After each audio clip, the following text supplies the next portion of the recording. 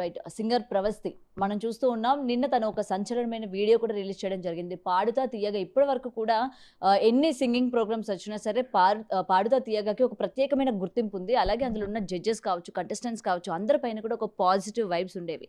మరి ఈరోజు ప్రవస్తి రిలీజ్ చేసిన వీడియో ఏదైతే ఉందో అటు జడ్జెస్ కూడా తన పట్ల మిస్‌బిహేవ్ లాగా అంటే అట్లాంటి బిహేవ్ చేసే వాళ్ళని, వాళ్ళ ఎక్స్‌ప్రెషన్స్ కూడా సరిగ్గా ఉండేవి కాదని, దట్టు ఆ అమ్మాయికి బాడీ షేమింగ్ చేసేవాళ్ళని, ముఖ్యంగా జ్ఞాపిక ప్రొడక్షన్స్ గురించి కావచ్చు, లేకపోతే ఇటు జడ్జెస్ గురించి కావచ్చు, అందరి గురించి కూడా వీడియో చేసి పెట్టడం కూడా జరిగింది. నిజంగా ఇవాళ అందరూ కూడా షాక్ అయ్యే పరిస్థితి. ఎందుకంటే సింగర్ సునీత, కీరవాణి గారు, చంద్రబోస్ గారు. సో వీళ్ళ గురించి చేసిన వ్యాఖ్యలు మనం ఎంతవరకు తీసుకోవచ్చంటారు? నిజంగా పార్షియాలిటీ ఉందా? కేవలం ఇప్పటివరకు మనం ఇండస్ట్రీకి సంబంధించి ఇటు సినిమా ఫీల్డ్ అంటే సినిమా విషయానికి వచ్చేసరికి ఈ విధంగా ఉంటుంది అని అనుకున్నాం గానీ, సింగింగ్ షోలో కూడా ఇదే విధంగా ఉంటుందా? దీని గురించి మాట్లాడితే ఇవాళ మనతో పాటు ప్రముఖ ప్రొడ్యూసర్ నట్టికుమార్ గారు ఉన్నారు. ఆయన మాటలో తెలుసుకుందాం. నమస్తే సార్. సో ప్రవస్తి చేసిన వ్యాఖ్యలు ఏవైతే ఉన్నాయో ముఖ్యంగా సునీత గారి గురించి, కీరవాణి గారి గురించి అంటే అందరి అమ్మాయిలు వస్తుంటే వాళ్ళ వైపు వేరే విధంగా చూడడం అని చెప్పడం కావచ్చు, లేకపోతే సునీత గారు కూడా ఇష్టం లేనట్టు ఒక అంటే అబ్బాయిలు పాడేటప్పుడు ఒకలా ఉంటారు, ముఖ్యంగా తను వచ్చేటప్పుడు సునీత గారి ఎక్స్ప్రెషన్స్ మారిపోవడం అని కావచ్చు, లేకపోతే చాలా అసలు వినడానికి కూడా ఇష్టపడేవారు కాదు అని చెప్పి మొత్తం కూడా బిగ్ టీవీతో ఎక్స్క్లూజివ్గా ఆవిడ చెప్పడం జరిగింది. సో దీనికి ఏమంటారు మీరు? ఇప్పుడు నేను ఒకటి అడుగుతానమ్మా, మీది బిగ్ టీవీ అనేది టీవీ న్యూస్ ఛానల్, పాడుతా తీగ అనేది ప్రోగ్రామింగ్ ఛానల్. అంటే ప్రోగ్రామింగ్ అంటే వాళ్ళు మొత్తం టోటల్గా ఏ విధంగా ప్రోగ్రామ్ చేయాలి సూట్ అది. అంటే సునీత గారు ఏ విధంగా ఒక డైరెక్టర్ ఉంటాడు, డైరెక్టర్ సునీత గారు నవ్వండి, సునీత గారు సీరియస్ అవ్వండి, సునీత గారు ఇది ఇవన్నీ ప్రోగ్రామింగ్. కిరవాణి గారు ఇది చెయ్యాలి అంటే కానీ ఇది మొత్తం టోటల్గా ఏదో మీలాగా లైవ్లు ఉండే ప్రోగ్రాములు కావు కదా. ఇది బాలసుబ్రహ్మణ్యం గారు తీసుకొచ్చారు.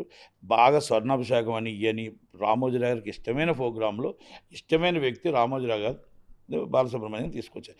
బాలసుబ్రహ్మణ్యం గారు పెట్టినప్పుడు కూడా మీరు అప్పటి నుంచి ఇప్పుడు దాకా చూడండి, ఇక్కడ ఏది ఏమైనా మొత్తం టోటల్గా ఆయనకు కావాల్సిన వాళ్ళనే వేసుకున్నాడు ప్రోగ్రామింగ్లో. మీకు పాడుతా తీగ ప్రోగ్రామ్ అంతా చూసుకొని ఇంకో ప్రోగ్రామ్ చూసుకొని ఏదైనా సరే నేనేమంటున్నానంటే ఇక్కడ ఎవరు కూడా విన్నరు అంటే మనల్ని బాగా పర్ఫార్మెన్స్ చేస్తే విన్నింగ్ అవుతారు అవన్నీ ఉండదు అనేది నా అనుమానం కాదు, నమ్మకం. బిగ్ బాస్ కానీ లేకపోతే మీకు పాడుతా తీగ కానీ ఇంకా ప్రోగ్రామ్స్ కానీ సీరియస్గా జడ్జెస్ వెళ్ళిపోతా అటు అని చెప్పేసి మీకు చూసాం కదా. రాజశేఖర్ వీళ్ళంతా చాలామంది జానీ మాస్టర్ సీరియస్గా వెళ్ళిపోతుంటారు, వార్నింగ్ ఇచ్చి వెళ్ళిపోతుంటారు, వాళ్ళని తిడతారు, ఏదైనా తిడతారు, కన్నీరు పెడతారు. ఇవన్నీ సినిమా షూటింగ్ అది. ఇది షూటింగ్ ఒక డైరెక్టర్ చెప్పింది యాక్ట్ చేయడం మాత్రమే. సినిమా అండ్ బుల్లితెర అదొక బుల్లితెరలో ఒక serial type is the programming అంతే. అలాంటి దాంట్లో ఆ అమ్మాయి వెళ్ళింది, ఆ అమ్మాయికి ఇవ్వాలా వద్దా అనేది ఆటోమేటిక్గా ముందే ఫిక్స్ అవుతుంది.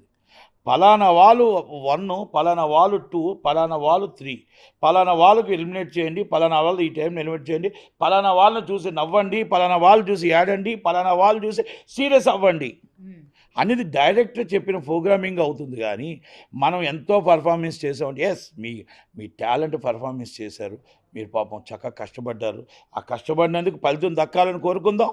మీకు ఫలితం ఎక్కడికి పోదు, మీ కష్టం ఎక్కడికి పోదు, రేపు ఫ్యూచర్లో మీకు ఉపయోగపడుతుంది. కానీ ఇవన్నీ ప్రోగ్రామ్స్ అని గుర్తుపెట్టుకోండి. మీకు ఫోన్ చేసి వాళ్ళు రమ్మన్నారు అంటే మీకు విన్నర్ అవుతారు. మీరు వాళ్ళకు ఫోన్ చేసి మీరు వెళ్తున్నారు అనుకుంటే మీరు బకర్ అవుతారు. ఇలాంటి షోస్ లోని ఓటింగ్ ప్రాసెస్ కూడా పెడుతూ ఉంటారు. మీకు నచ్చిన కంటెస్టెంట్ కి మీరు ఓటు వేయింది, ఎవరు విన్నర్ అవ్వాల అనుకుంటున్నారు అని చెప్పి. మరి ఇక్కడ జనాల్ని మోసం చేస్తున్నట్టు కాదు, ఎందుకంటే వాళ్ళు ఆల్రెడీ విన్నర్ ని డిసైడ్ అయిపోయినప్పుడు ఎందుకు ఇలాంటివన్నీ కూడా జనాలకు పెట్టడం? అంటే ఆకర్షణ జనాలు అంటే రియల్గా ఎలా కనబడుతుందంటే ఇది ఒక ఓటింగ్ అవుతున్నట్టు, ఈ ప్రోగ్రామ్ అవుతున్నట్టు, ఇవన్నీ అవుతున్నట్టు. బిగ్ బాస్ ఉంది 20 మొత్తం కంటిన్యూ బిగ్ బాస్లోనే ఉంటున్నారు జనాలు. 24 గంటలు మీ కెమెరాలు పెట్టుకుని ఉంటున్నారా? కాదు కదా. మరి అది అన్ని ప్రోగ్రామ్ ఏంటో అన్నీ మనకు తెలుసు కదా. ఓటింగ్ అంటారు, ఓటింగ్ స్పాట్ ఏంటో తెలుసు, ఎవరు విన్నరో తెలుసు, ఎవరేంటో తెలుసు, అన్నీ తెలుసు. కానీ జనాలు నమ్ముతారు. ఇప్పుడు సినిమా తీస్తున్నప్పుడు పై నుంచి కిందకి జంప్ చేస్తాడు. చిరంజీవి గారు జంప్ చేస్తారు అనుకుంటారా? డూబ్ అని ఇప్పుడు తెలుసు, ఒకప్పుడు తెలియదు కదా. అవునా కదా? అలాగే ఇవన్నీ కూడా మనం అన్నీ తెలిసిపోయినప్పుడు సినిమా చూడరు, అన్నీ తెలిసిపోయినప్పుడు సీరియల్ చూడరు. అన్నీ తెలిసిన పాడుతా తీగ కూడా చూడరు కదా. ఇవన్నీ ప్రోగ్రామింగ్ అంటారు. ఆ ప్రోగ్రామింగ్లో మనం ఒక దాంట్లో అంతే. నేనేం చెప్పా, వాళ్ళు పిలిస్తే విన్నరు, మనం పిలిస్తే మనం వెళ్తే బకర్ అవుతాం, అంతే తేడా.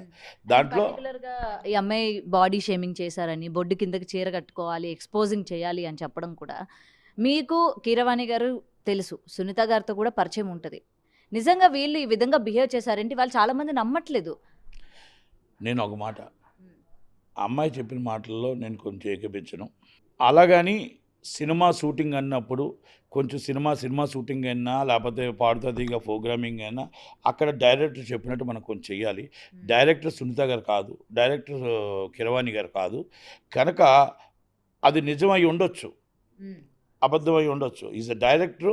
మనం చెప్పేటప్పుడు ఏం చెప్పినా షూటింగ్ అనే స్పాట్లో మనం ఉండేటప్పుడు అక్కడ మనం ఏం చెప్తే ఏ క్యారెక్టర్ అయినా నీలమైపోలే తప్ప మనం ఇలాగ చేస్తున్నారు అలా చేస్తున్నారు ఎవరైనా అసభ్యకరంగా మాట్లాడితే ఈజ్ ఇమ్మీడియట్లీ కంప్లైంట్ ఇవ్వచ్చు. అసభ్యకరంగా చేస్తే ఎవరిమైనా మనం కంప్లైంట్ ఇవ్వచ్చు, కానీ మనం వాళ్ళు అసభ్యకరంగా చేస్తే ఇప్పుడే కంప్లైంట్ ఇవ్వచ్చు, ఇప్పుడు కూడా కంప్లైంట్ ఇవ్వచ్చు, ఏం ప్రాబ్లం లేదు. ఎవరైతే ఆమె గురించి ఇట్లా మాట్లాడారో వాళ్ళపైన కంప్లైంట్ ఇమ్మీడియట్లీ కంప్లైంట్ ఇవ్వనండి. వాళ్ళ మీద ఎవరెవరు ఉన్నారో వాళ్ళ మీద కంప్లైంట్, ప్రొడ్యూసర్ కౌన్సిల్ ఉంది, ఛాంబర్ ఉంది, అలాగే టీవీ సీరియల్స్ యూనియన్ ఉంది, లేదా పోలీస్ స్టేషన్ ఉంది. కంప్లైంట్ ఇమ్మీడియట్లీ ఇవ్వనండి. వాళ్ళ మీద మొత్తం టోటల్గా అమ్మాయి మైనర్ అయితే మామూలు కేసు రిజిస్టర్ చేస్తారు అసభ్యకరంగా, లేదు మైనర్ కాకుండా మామూలుగా అయితే మాత్రం ఆ అమ్మాయిని ఓక్సో చట్టం చేస్తారు. కానీ ఎప్పటికప్పుడు సార్ ఎప్పుడు అంటే ఒక నెలలోని ఇండస్ట్రీ నుంచి అన్యాయం జరిగిందని ఒకరు వస్తారు, దాని తర్వాత ఇలాంటి సింగింగ్ ప్రోగ్రామ్స్ అని అంటే మొత్తం ఇండస్ట్రీ కిందకే వస్తుంది, ఎవరో ఒకరు ఇలాగ బయటకు వస్తున్నారు. మరి ఇలాంటి వస్తున్నప్పుడు ఇండస్ట్రీ మీద జనాలకి ఒక నెగిటివ్ ఇంపాక్ట్ కలుగుతున్నప్పుడు ఎందుకు ఇంకా తగిన చర్యలు తీసుకోవట్లేదు? అటు అన్ని డిపార్ట్మెంట్స్, కాస్ట్యూమ్ అని కాదు, మేకప్ అని కాదు, ప్రతి ఒక్కరు కూడా జాగ్రత్తగా ఉండాలి కదా. ఒక దాంట్లో ఉన్నప్పుడు బయట నుంచి ఒక అమ్మాయి వస్తుంది, పర్ఫామ్ చేస్తుంది అన్నప్పుడు వీళ్ళకంటూ ఒక రెస్పాన్సిబుల్గా ఉండాలి కదా. మరి వీటి మీద ఎందుకు చర్యలు తీసుకోవట్లేదు? ప్రపంచం అంతా చక్కగా అన్నీ పర్ఫెక్ట్గా మీరు చెప్పినట్టు చర్యలు తీసుకుంటే మీ బిగ్ టీవీకి పని ఉండదు, మీకు పని ఉండదు. ఎందుకంటే ఎక్కడో తప్పు జరుగుతున్నప్పుడు దాన్ని ఎత్తి చూపడమే మీ ఛానళ్ళు న్యూస్. అందుకని ఎక్కడ ఎన్ని చేసినా దాంట్లో అక్కడ లోటుపాటు అనేది ఉంటుంది. ఎక్కడ ఎన్ని చేసినా మొత్తం అంతా ఫుల్ఫిల్ చేసామని మనం అనుకుంటాం, ఎక్కడో లోటుపాటు ఉంటుంది, ఎక్కడో ఉంటుంది. ఎందుకు పోలీస్ స్టేషన్లు ఎందుకు ఉన్నాయి, కోర్టులు ఎందుకు ఉంటాయి? ఎందుకంటే కోర్టులు, పోలీస్ స్టేషన్లు మనం అన్ని ప్రపంచంలో మొత్తం పర్ఫెక్ట్గా ఏవి రాకుండా ఉంటే కోర్టులకి పని ఉండదు, పోలీస్ స్టేషన్లకి పని ఉండదు, మీ ఛానల్కి పని ఉండదు. కనుక మనం ఎంత అనుకుంటాం, మనం ఊహించుకుంటాం.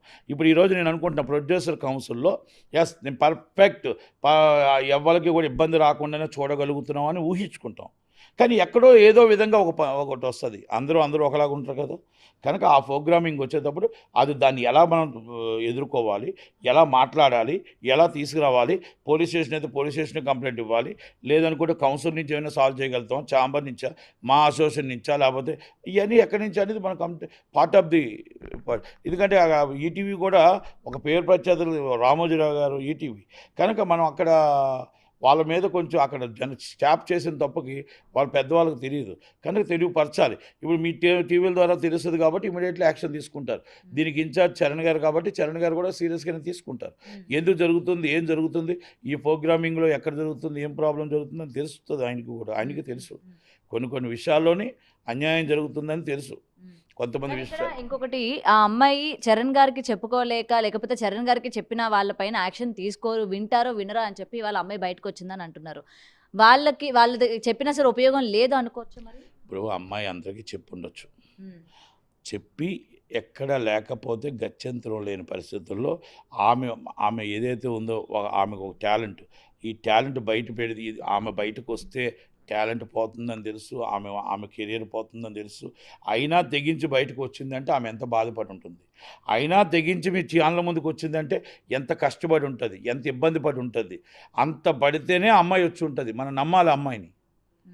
ఒక ఆడపిల్ల సిగ్గిడ్చి అని చెప్పుకోదు, చెప్పింది అంటే దాంట్లో 95% నిజాలు ఉండొచ్చు. నిజం ఉండకుండా ఒక అమ్మాయి ఎందుకు నన్ను ఇలాగ అబ్యూజ్ చేశారు, అసభ్యంగా చేశారు అని ఎందుకు చెప్తుంది అనేది ఫస్ట్ మనం తెలుసుకోగలగాలి.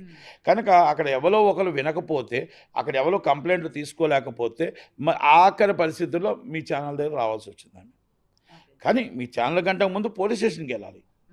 మీ ఛానల్ కంటే ముందు పోలీస్ స్టేషన్కి వెళ్ళి కంప్లైంట్ ఇచ్చి మీ ఛానల్కి రావాలి. ఇప్పుడైనా ఏం లేదు, ఎవరు చేశారో వాళ్ళ మీద ఇమ్మీడియట్లీ యాక్షన్ తీసుకుంటారు. పోలీస్ స్టేషన్కి కంప్లైంట్ ఇవ్వండి, పోలీసులు ఇమ్మీడియట్లీ కూడా దాని మీద కేసు రిజిస్టర్ చేస్తారు, ఇమ్మీడియట్లీ చేస్తారు.